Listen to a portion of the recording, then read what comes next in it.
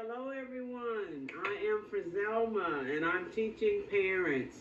Welcome. We're glad to have you all back. If it's your first time, great. We're glad to have you as a part of our community. I am a retired teacher and school administrator. I have also been working with parents for about 29 years. I facilitate workshops. I provide one-on-one. I make home visits. I've done, several different things, but trying to help us as parents, trying to help us be the best parents we can absolutely be. About 2 years ago, I had a bout with cancer. The cancer was in my sinuses, and they had to remove part of my face and do reconstructive surgery. But by the grace of God, I'm still here, and I'm doing what He called me to do. So, remember, we are trying to be the best, the absolute best parents we can be, because our children deserve the best. So today, we are going to talk about practicing at home what you want your children to display at school or anywhere in the public. Remember, students, children, they need consistency and stability. You can't allow them to do anything they want at home without any structure, without any consequences, without any rules or boundaries. And then when you go somewhere in the public, you get upset because they act the same way in the public that they would at home. No, if you want them to learn how to sit down, or how to look at a book quietly, or how to walk through the store with you and not pull things off of the shelves as you walk down the aisle, you have to practice all of those types of things at home. So what we're going to talk about today is practicing how to be a great student. As I still work with parents and younger children, it seems that the younger children have a problem as they begin school, because they honestly, so many of them don't know how to be good students. They don't know what that means. They don't know that means to try to sit at your desk, or sit in a small group, or sit in a square on a rug in a whole group on the floor. They don't know that. And it's difficult for them to follow the instructions in such a structured environment when they're coming from their home, which is a non-structured environment. So we're going to talk about practicing. Practice at home what you want your children to display when they leave home. Our topic is more going to be providing a simulated classroom at home. Yes, a school away from school. You need to find a quiet place, a small area. I have me a little simulated classroom set up. It can be at the table, it can be at the kitchen counter, it can be a spot in your living room, but it needs to be a place that's quiet, a place that does not have distractions.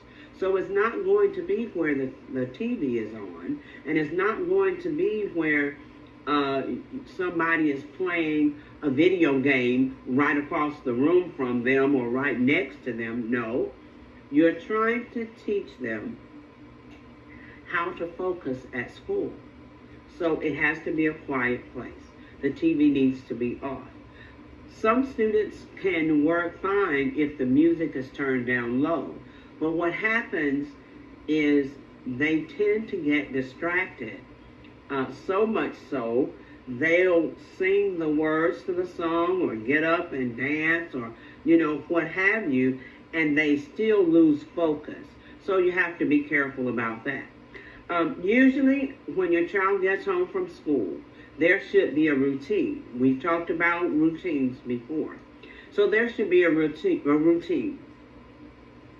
Whether they come in, put their book bags in a specific place, use the restroom, wash their hands, and come straight to their area to start homework, or whether they eat a snack or you allow them to go outside and, just relax for 30 minutes before homework.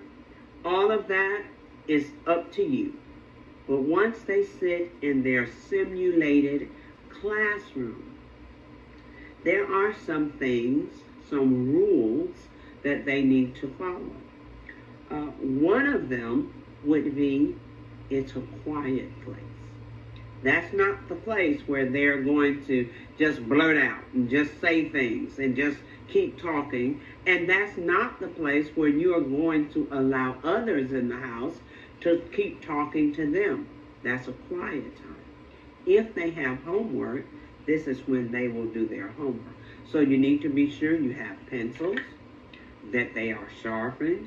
If their homework requires crayons or markers, you need to have whatever they will need to complete their homework assignment.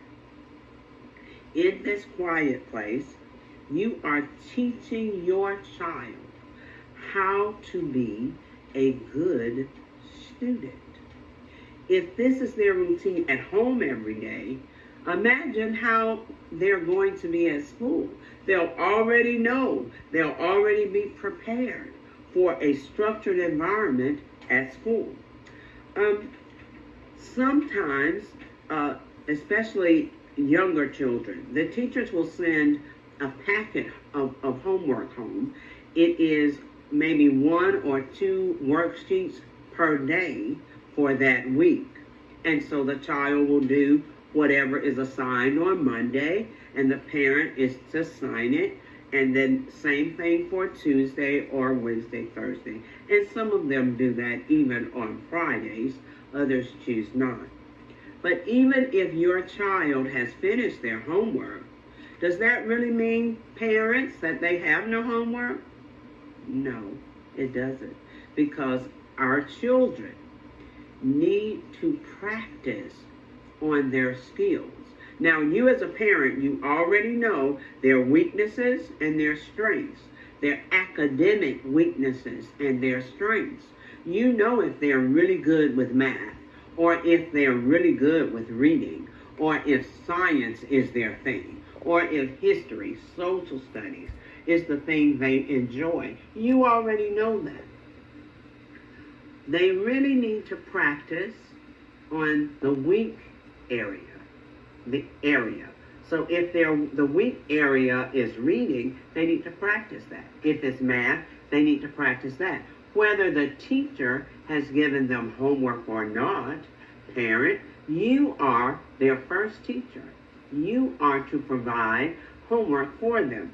Now, what most parents think is that means they have to go out and purchase some type of workbook that has worksheets in it, or they have to go online and print out worksheets, or ask the teacher if they have extra worksheets. No, you really don't. Parents, all we have to do is create homework. So if it's math and your child is, let's just say, first grade, you're going to sit down and create some first grade problems. If they're already working with double digits, you're going to create some problems with double digits. And you will have your child to solve the equation. 10 plus 2 equals what? 13 plus 5 equals what? You want your child to work on that. You can do a page. You can do front and back. That's all up to you. It's based on if this is an area that your child needs help in. It depends on how long it's going to take them and their age. You want their homework to be appropriate for their age and their grade. All right? If it's reading, then you want to have some books available. for your child. You want to have something age appropriate that you have purchased for them. Thrift stores, Dollar Tree, Dollar General, of course, Walmart, Target, Books A Million, Barnes and Noble, all those places have wonderful books for children. They even have books for children that are in middle school, and I'm sure you can find something there for high school as well. So they need to have their own library at home. Every child should have their own library at home. If you haven't started a library for your toddler, then let's start one. Excuse me. If you haven't started a library for your first grader or your third grader or your sixth grader, please start one. Most schools also have the book fair. You can get books for your child right there. And spend some time with your child at school. So create a little library for your child, even if you have to put it in the bins that have a lid for them. But create a library, and then have your child to sit and do work to practice on a skill that they are weak in. As a reward, then let them practice on a skill that they enjoy. That way they are improving their skill, the one that they're weak in, and they are enjoying themselves with the skill that they already are strong in. Here is a little tip for those who are struggling in reading, especially the elementary grades. We've used this with our own grandchildren. I've used it in class when I was teaching. I share this with parents now as I facilitate workshops and meet with different groups.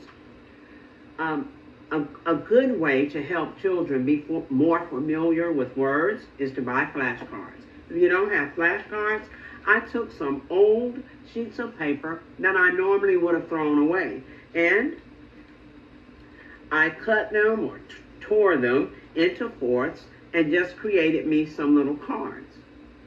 On these cards, I would suggest to find the sight words for that child's grade level. So let's just say their first grade sight words. So they're going to be words like THE. And then on the back, I might write a different word. And then on the next card, and I continue until I have all the sight words for that grade level written down. And I write them large because I don't want the child to have to struggle to see them. The whole point in this is for the child to automatically be able to identify the words when they see them. Now, once you write down all those sight words, you're going to create your little stack of flashcards.